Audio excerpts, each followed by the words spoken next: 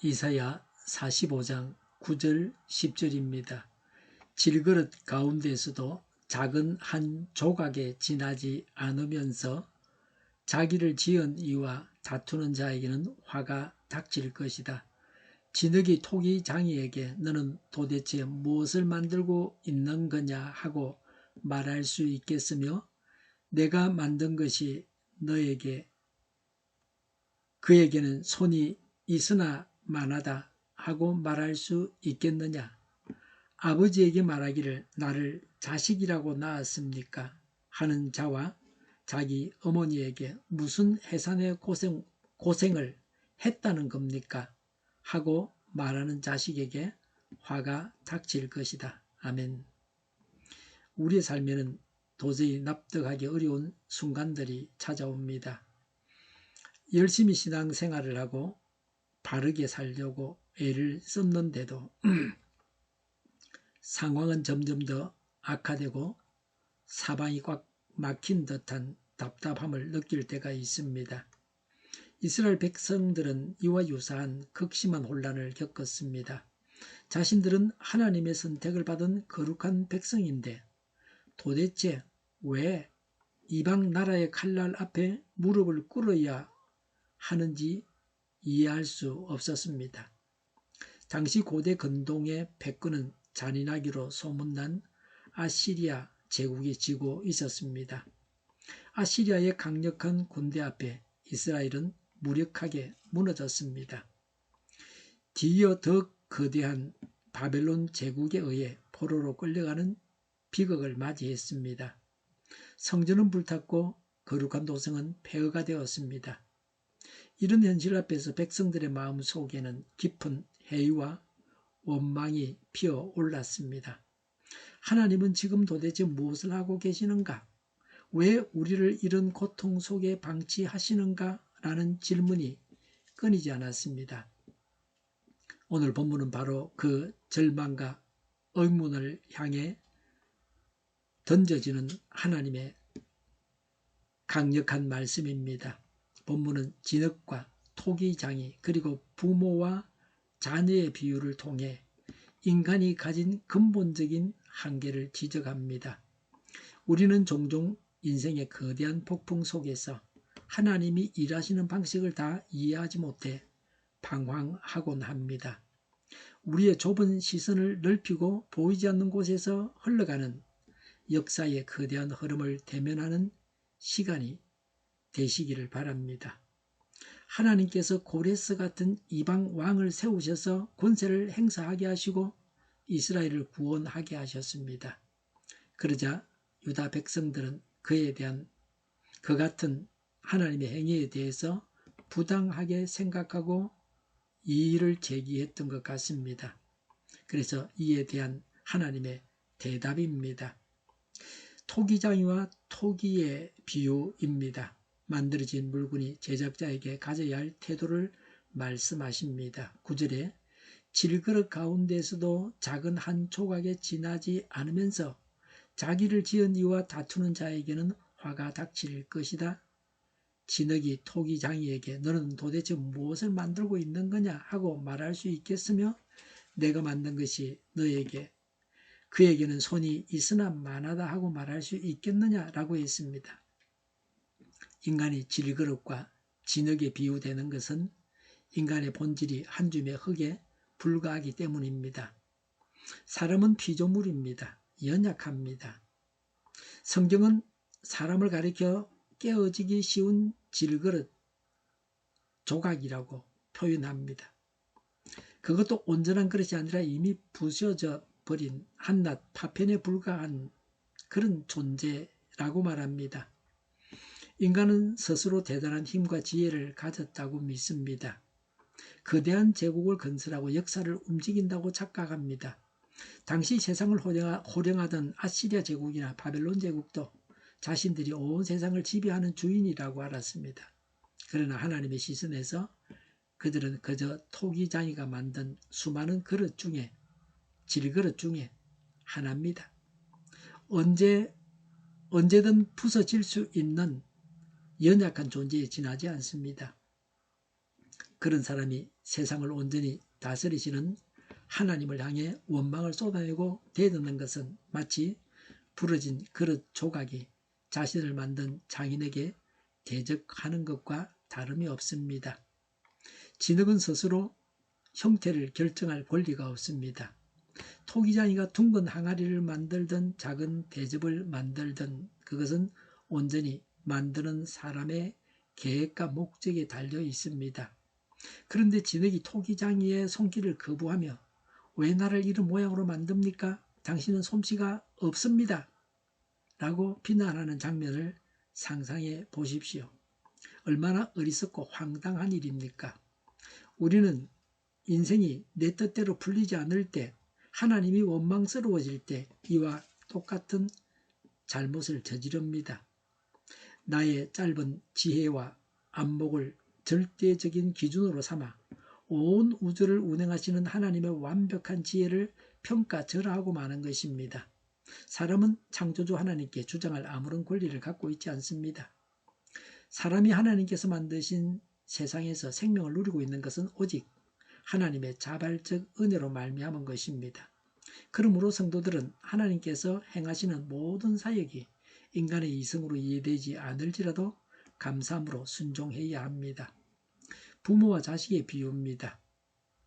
자식이 부모에게 가져야 할 자세를 말씀하고 있습니다. 10절에 아버지에게 말하기를 나를 자식이라고 낳았습니까? 하는 자와 자기 어머니에게 무슨 해산의 고통을 했다는 겁니까? 하고 말하는 자식에게 화가 닥칠 것이다 라고 했습니다.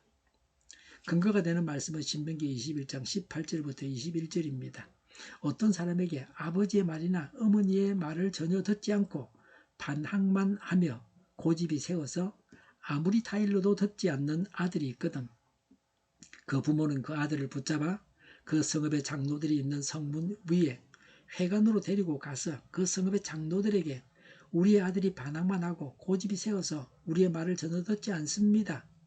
방탕한 데다가 술만 마십니다 하고 호소하십시오. 그러면 그 성읍의 모든 사람이 그를 돌로 쳐서 죽일 것입니다. 이렇게 하여서 당신들 가운데서 악을 뿌리 뽑아야 합니다. 그래야만 온 이스라엘이 그 일을 듣고 두려워할 것입니다. 라고 했습니다.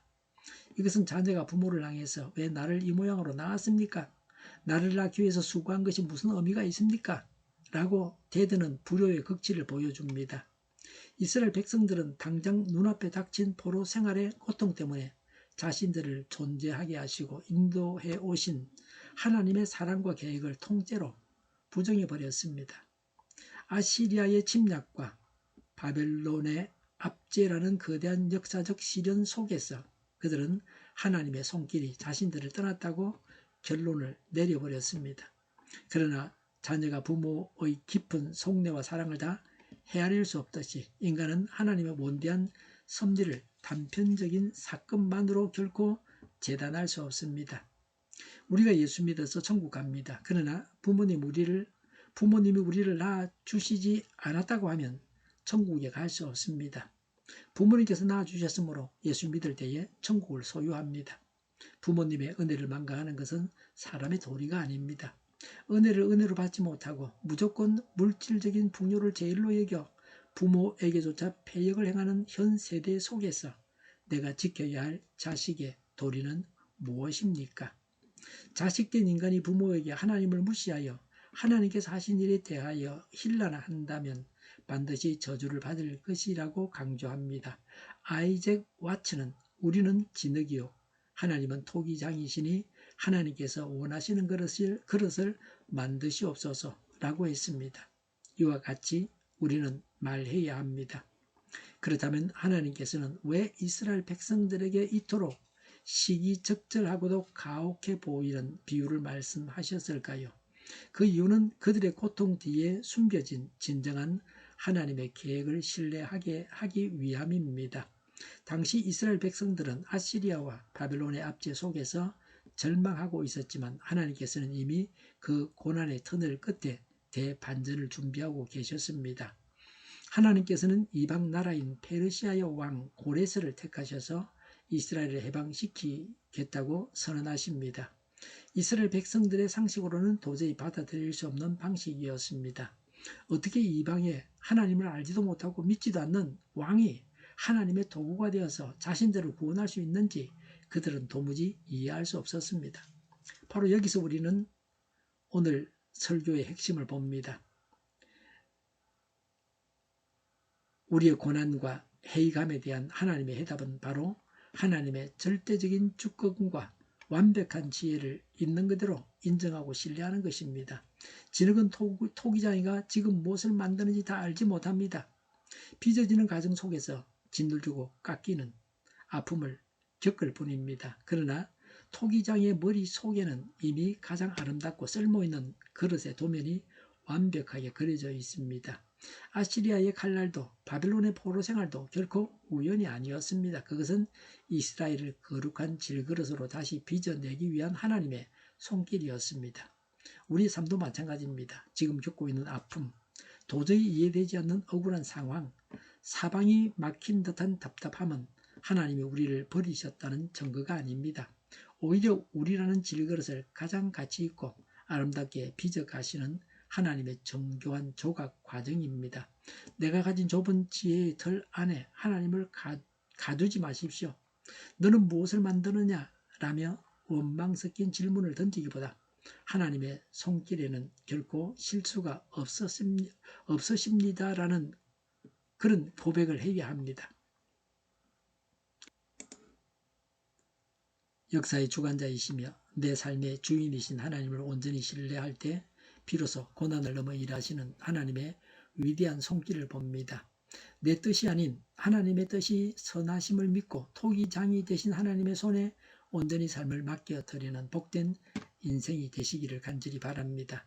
하나님은 창조주이십니다. 고레스를 통해서 이스라엘을 구원하신 것이 창조주 하나님의 절대 주권에 의한 것이므로 아무도 이를 방해하거나 힐난할 수 없습니다. 하나님께서 하신 일에 대해서 불만스러워해서는 안 됩니다. 하나님의 말씀에 대해서 의문을 품거나 인간적인 머리로 재어서는 안 됩니다. 하나님을 인간이 비판해서는 안 됩니다. 하나님은 우리가 감사하고 찬양하고 순종해야 할 분이십니다. 기도하겠습니다. 눈앞에 거대한 현실 앞에 압도되어 역사를 주관하시는 하나님의 크신 손길을 바라보지 못했음을 고백합니다. 우리의 얕은 지혜와 경험으로 하나님의 깊은 섭리를 다 이해하려고 했던 교만을 용서하여 주시옵소서. 비록 지금 당장은 삶의 고난이 왜 찾아왔는지 이 아픔이 언제 끝날지 알 수 없어 답답할지라도 우리를 가장 아름다운 모습으로 빚어가시는 하나님의 선하신 손길을 신뢰하게 하옵소서. 내 뜻과 내 시간을 고집하지 않게 하시고 하나님의 완벽한 주권 아래 온전히 엎드리는 겸손을 허락하여 주옵소서. 고난의 터널을 지나갈 때 낙심하기보다 그 너머에 준비된 하나님의 놀라운 대반전과 구원의 일들을 기대하며 하루하루를 버티고 이겨낼 힘을 공급하여 주옵소서. 그리하여 마침내 하나님의 때에 가장 정결하고 귀한 그릇으로 쓰임받게 하옵소서. 오직 하나님께 감사하고 하나님을 찬양하고 하나님께 순종하게 하옵소서. 부모님께 효도를 다하게 하옵소서. 온 세상의 교회 탄압법이 없어지게 하옵소서. 저희를 불쌍히 여겨 주옵소서. 저희를 악에서 구하옵소서. 하나님의 뜻이 이 땅에서도 이루어지게 하옵소서. 저희의 간구에 응답하여 주옵소서. 기도하기를 쉬지 않게 하옵소서. 저희의 필요를 채워주시옵소서. 오늘도 차고 넘치는 복된 삶을 살게 하옵소서. 감사와 찬양을 하나님께 돌려드리며 우리를 사랑하시고 끝까지 신실하게 인도하시는 예수님의 이름으로 기도드립니다. 아멘.